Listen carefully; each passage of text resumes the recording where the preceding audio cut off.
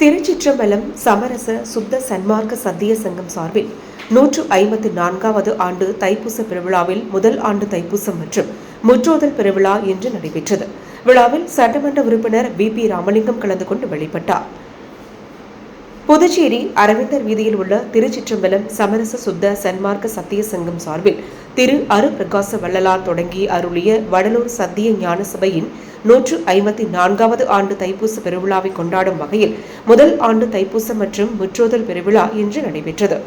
திரு அருப்பிரகாச வள்ளலார் அருளிய திரு அருட்பா 1 முதல் 6 திருமுறை முற்றுவதால் உணர்ந்து ஓதப்பெற்று சன்மார்க்க நீதி கொடியேற்றி 7 திரைகள் நீக்கி ஜோதி தரிசன வழிபாடு நடைபெற்றது. விழாவில் சிறப்பு அழைப்பாளராக சட்டமன்ற உறுப்பினர் வி.பி. ராமலிங்கம் கலந்து கொண்டு தலைமை தாங்கி வள்ளலாரை வழிபட்டார். தொடர்ந்து திருப்பள்ளி எழுச்சி, திருவடி புகழ் எழுச்சி, அகவல் பாராயணம் நடைபெற்றது.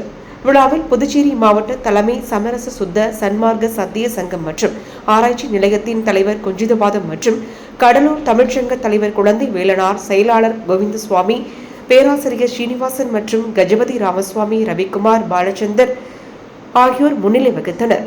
மேலும் ரெயின்போ நகர் சுவாமிநாத பாரதி தமிழ் பேராசிரியர் கிருஷ்ணகுமார் ஆகியோரும் கலந்து கொண்டு வள்ளலாரை வழிபட்டனர்.